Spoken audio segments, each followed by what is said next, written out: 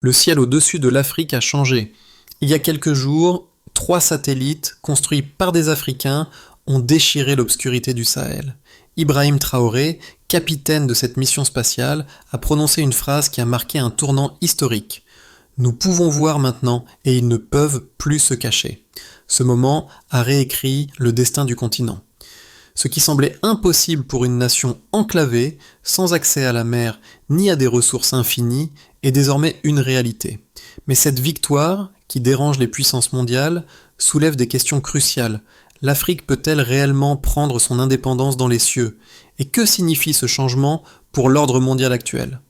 Cette révolution spatiale n'est pas simplement une avancée technologique, c'est un défi direct aux puissances qui ont dominé l'Afrique pendant des décennies. Le Burkina Faso, un pays enclavé, a montré au monde entier que la souveraineté ne réside pas seulement dans le contrôle du territoire, mais aussi dans la capacité à dominer les cieux. Avec le lancement de ses propres satellites, le pays a non seulement brisé la dépendance vis-à-vis des puissances étrangères, mais a également ouvert une nouvelle ère pour tout le continent. Pour la première fois, l'Afrique regarde les autres à travers ses propres yeux dans l'espace.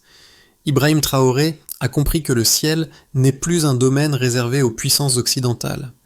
En réalisant cela, il a permis à son pays et à d'autres nations africaines de réclamer leur droit à l'indépendance technologique. Mais cette autonomie naissante met en lumière des enjeux géopolitiques majeurs. Quelles seront les répercussions pour l'Afrique et ses relations avec le reste du monde? Cette question demeure sans réponse. La nuit où l'Afrique a lancé ses propres satellites, tout a changé. Ibrahim Traoré, capitaine de la mission, était à la tête d'une révolution plus profonde qu'une simple innovation technologique. Le projet de satellite, qui semblait une utopie il y a seulement quelques années, est devenu une réalité. Le premier satellite a été lancé depuis un site isolé du Burkina Faso, une plateforme mobile conçue pour être à la fois discrète et résiliente.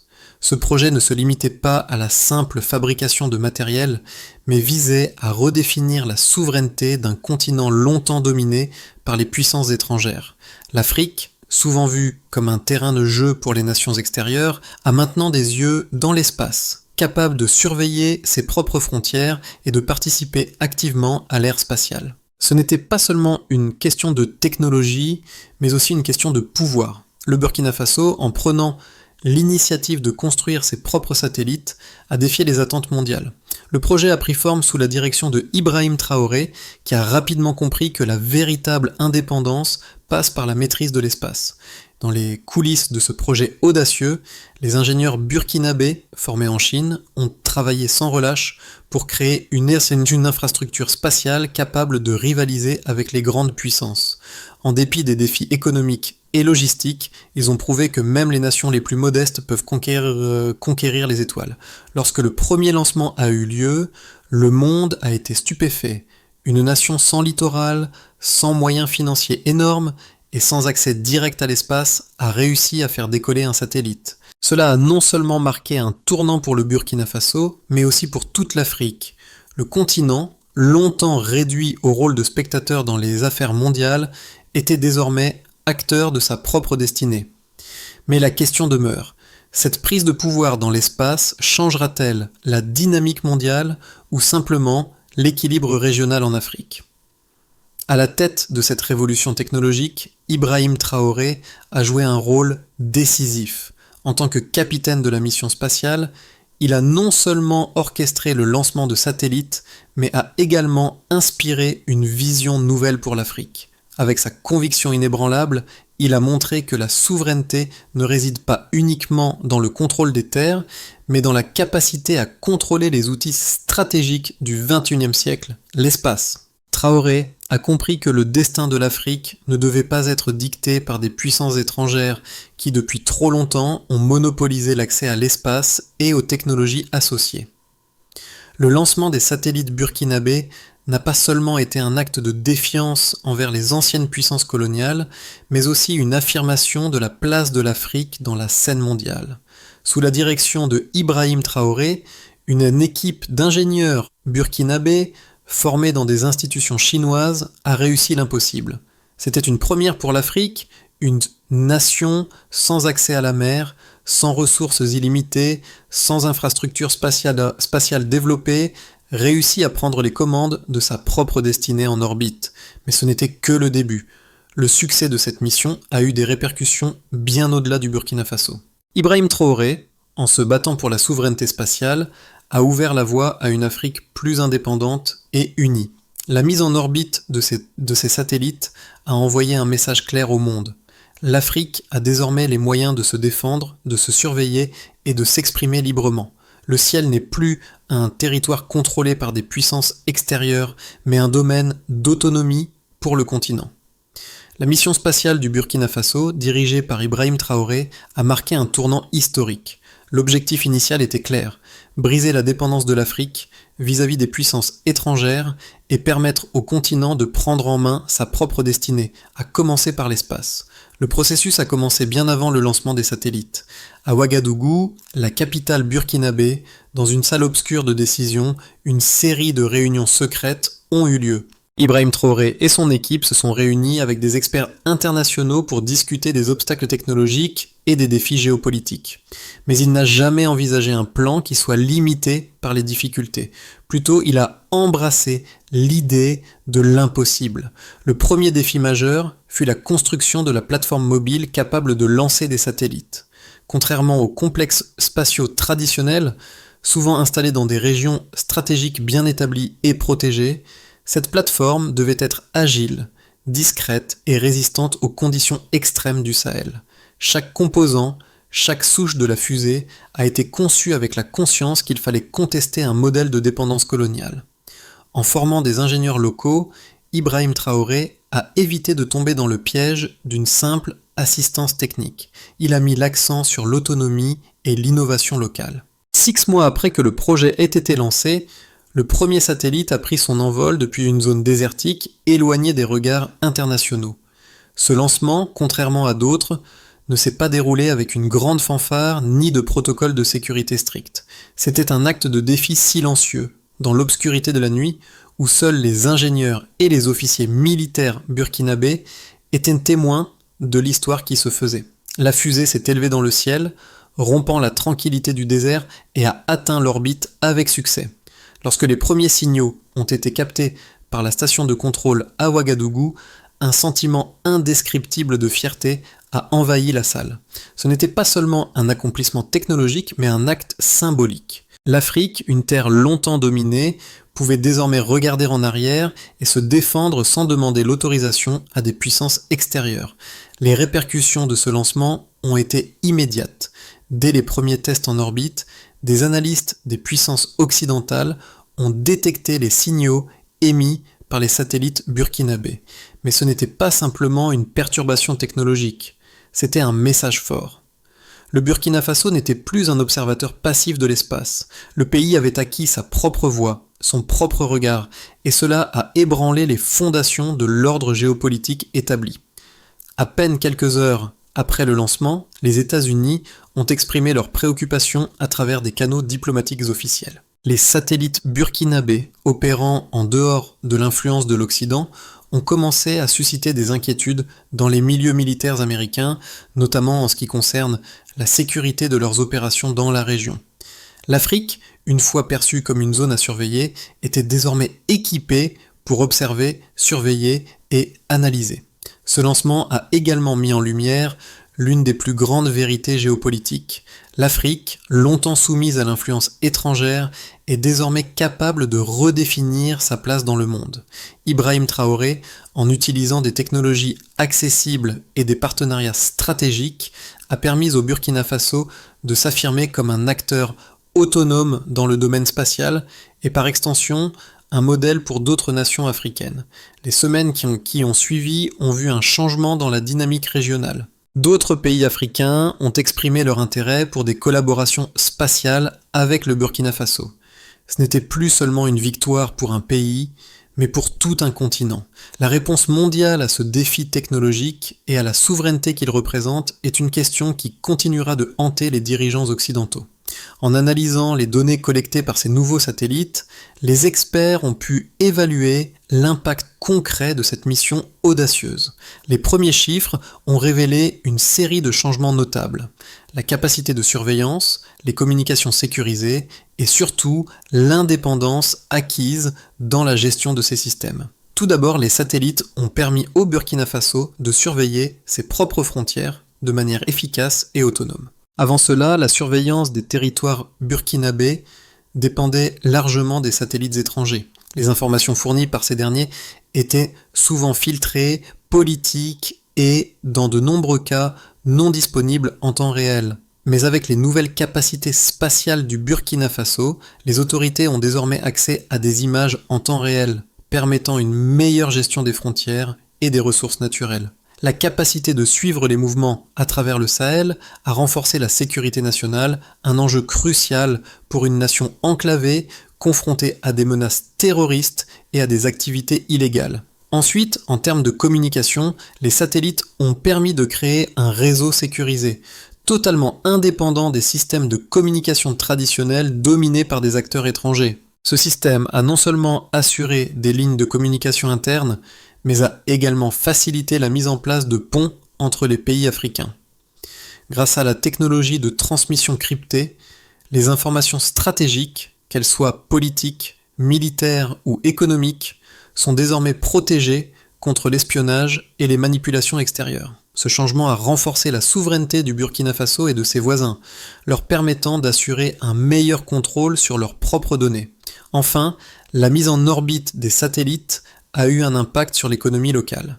Bien que le coût initial était élevé, l'investissement dans l'infrastructure spatiale a rapidement payé ses dividendes. Le projet a généré des emplois locaux, formé des ingénieurs spécialisés et ouvert de nouvelles perspectives pour l'industrie technologique en Afrique. L'initiative a également favorisé la collaboration entre les pays africains dans le domaine de la recherche et du développement.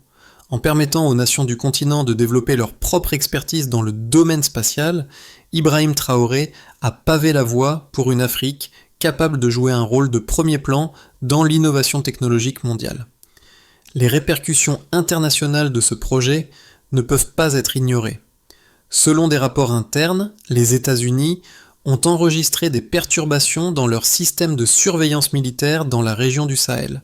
Les nouveaux satellites burkinabés ont causé une perte temporaire de données, une anomalie qui a été rapidement attribuée à l'interférence de ces appareils nouvellement déployés. Cette perte a été interprétée comme un signe de l'émergence d'une nouvelle ère de souveraineté spatiale en Afrique, où les pays du continent, loin d'être simplement des consommateurs de technologie, commencent à en devenir les créateurs et les maîtres.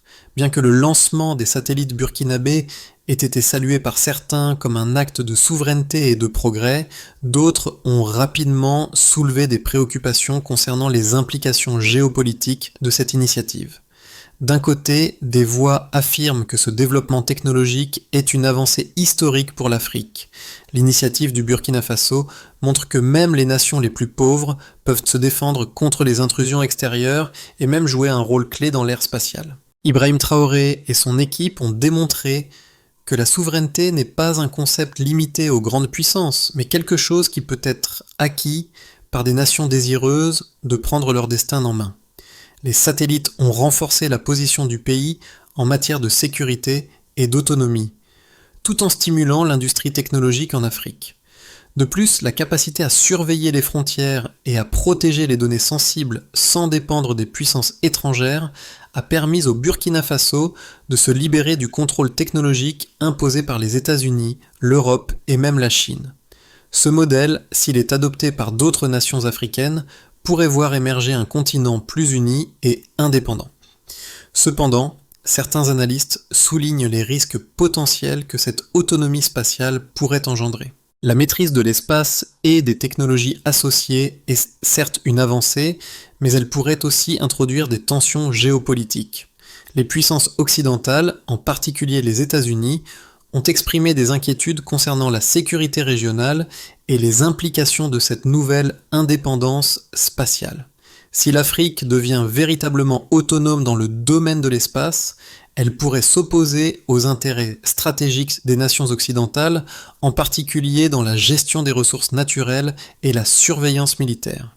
Les satellites burkinabés ne sont pas seulement des outils de surveillance des frontières, mais aussi des instruments potentiels de dissuasion géopolitique. Et avec la multiplication de tels projets à travers le continent, il devient de plus en plus difficile pour les anciennes puissances coloniales de maintenir leur influence. L'argument selon lequel l'autonomie spatiale du Burkina Faso pourrait changer l'équilibre des puissances dans le monde n'est pas sans fondement. Toutefois, il est également important de noter que l'accès à l'espace ne garantit pas automatiquement une position géopolitique de premier plan. Pour que l'Afrique tire pleinement parti de ses capacités, il faut un développement technologique durable et une collaboration plus forte entre les pays du continent. Ibrahim Traoré a ouvert la voie, mais l'avenir de l'Afrique dans l'espace dépendra de la manière dont ce projet sera intégré dans une stratégie continentale commune. L'Afrique ne se contente plus de regarder. Grâce aux satellites burkinabés, le continent a pris le contrôle de son espace aérien et de ses communications. Ce moment, qui semblait autrefois inaccessible, est désormais une réalité. En observant les données spatiales fournies par ces satellites, il est devenu évident que le Burkina Faso n'était que le pionnier d'un mouvement plus vaste. Dans la continuité de ce projet, le Burkina Faso a réussi à établir une alliance avec plusieurs autres pays africains, chacun contribuant à l'effort collectif. Les nations voisines, comme le Mali et le Niger, ont commencé à partager des informations de surveillance et à collaborer sur des initiatives spatiales. Ces partenariats ont ouvert la voie à une vision collective, un consortium spatial africain. Ibrahim Traoré, avec son leadership et sa vision, a réussi à intégrer d'autres pays dans ce projet ambitieux. Mais au-delà des réussites techniques et diplomatiques, cette évolution soulève une question fondamentale. Que signifie ce contrôle accru pour les relations internationales de l'Afrique ? Les anciens alliés et puissances, longtemps habitués à dominer l'espace, commencent à se rendre compte qu'un changement de paradigme est en cours. L'Afrique, jusqu'alors spectatrice, est désormais un acteur clé. Les répercussions de l'initiative spatiale du Burkina Faso sont multiples et ont des conséquences qui vont bien au-delà des frontières de ce petit pays. Ce projet, dirigé par Ibrahim Traoré, marque le début d'une nouvelle ère pour l'Afrique, mais aussi un tournant géopolitique majeur à l'échelle mondiale. Pour l'Afrique, ce projet ne représente pas seulement un accomplissement technologique, il incarne la possibilité d'une autonomie totale, non seulement dans le domaine de l'espace, mais également dans la gestion des ressources naturelles, la sécurité et les communications. Grâce à cette capacité, le Burkina Faso et d'autres pays africains peuvent désormais surveiller leur territoire sans la dépendance des satellites étrangers. Cela a immédiatement renforcé la sécurité, car ces satellites offrent des informations en temps réel sur les mouvements aux frontières et dans des zones sensibles, là où les anciennes puissances n'ont cessé d'avoir le contrôle. En plus de cela, cette initiative a permis une transformation dans la perception internationale de l'Afrique. Les puissances occidentales, historiquement dominantes dans la gestion de l'espace et de la technologie, se retrouvent désormais face à un continent capable de se défendre et de se projeter dans le futur. La diplomatie spatiale de l'Afrique a changé la donne. Par exemple, des pays comme le Mali et le Tchad ont déjà exprimé leur intérêt pour des partenariats avec le Burkina Faso, afin de développer leurs propres capacités spatiales, ouvrant ainsi la voie à une collaboration continentale. Mais cette avancée n'est pas sans conséquences pour les relations avec les puissances extérieures. Les États-Unis, l'Europe et même la Chine, qui ont longtemps contrôlé l'accès à l'espace, commencent à redéfinir leur stratégie en Afrique. Pour ces puissances, l'Afrique autonome dans l'espace est une menace pour leur domination stratégique dans la région. Le contrôle des informations satellitaires et des capacités de surveillance est un enjeu majeur de sécurité nationale et militaire. Cette réalité a été révélée de manière frappante lorsque les satellites burkinabés ont perturbé temporairement les systèmes de surveillance américains dans la région du Sahel. De plus, la capacité d'accéder à des informations en temps réel sur les mouvements militaires et les infrastructures stratégiques donne aux pays africains une position de négociation plus forte, aussi bien au sein du continent qu'avec les puissances extérieures. Les satellites burkinabés ne sont pas seulement des instruments de surveillance, mais des symboles de la souveraineté africaine. Ces développements ont permis aux pays africains d'acquérir une plus grande autonomie en matière de sécurité et de diplomatie, leur offrant ainsi la possibilité de peser davantage sur la scène internationale. Les répercussions ne se limitent pas à l'Afrique seule. Ce projet a montré que les pays du Sud peuvent désormais rivaliser avec les grandes puissances en matière de technologie et de savoir-faire. Ce modèle de développement, basé sur l'autonomie et la collaboration, est un défi direct au système de dépendance existant et pourrait inspirer d'autres nations émergentes à suivre cette voie. En projetant les conséquences à court terme, plusieurs scénarios se dessinent pour l'avenir de l'Afrique et du Burkina Faso dans les mois à venir. Ces scénarios sont façonnés par l'évolution technologique, la réponse des puissances mondiales et l'alignement stratégique des nations africaines. Dans un premier temps, les satellites burkinabés deviennent un modèle pour d'autres pays africains. En l'espace de 6 à 12 mois, le Burkina Faso et ses partenaires régionaux, tels que le Mali, le Niger et le Tchad, étendent leur coopération en matière de surveillance spatiale. Ces pays, qui partagent des défis similaires en matière de sécurité et de gouvernance, développent une infrastructure commune la reliant à l'Agence spatiale africaine. En parallèle, l'initiative du Burkina Faso inspire d'autres nations africaines à investir dans des technologies similaires, contribuant ainsi à l'émergence d'un réseau spatial panafricain.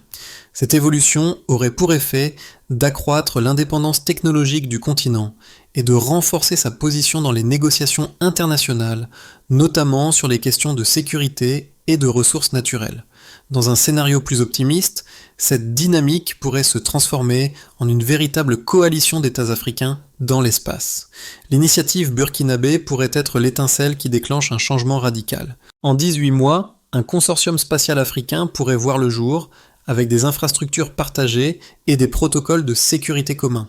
Ce consortium pourrait révolutionner la manière dont l'Afrique interagit avec le reste du monde en offrant une alternative indépendante aux accords traditionnels de partage de données et de surveillance. À mesure que le réseau de satellites africains s'étend, l'Afrique prendrait une place de plus en plus centrale dans la gestion des questions spatiales mondiales. Cependant, ce changement radical pourrait aussi entraîner une réponse négative des puissances mondiales.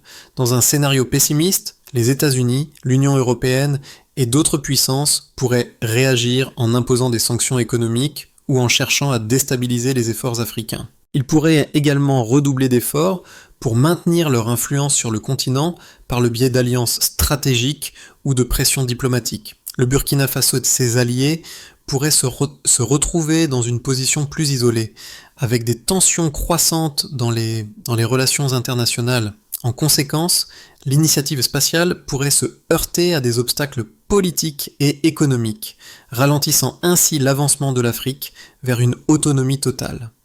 Ce projet, initié par le Burkina Faso et soutenu par Ibrahim Traoré, ne se contente pas de redéfinir la géopolitique de l'Afrique, il a aussi un impact profond sur la manière dont les Africains se voient eux-mêmes.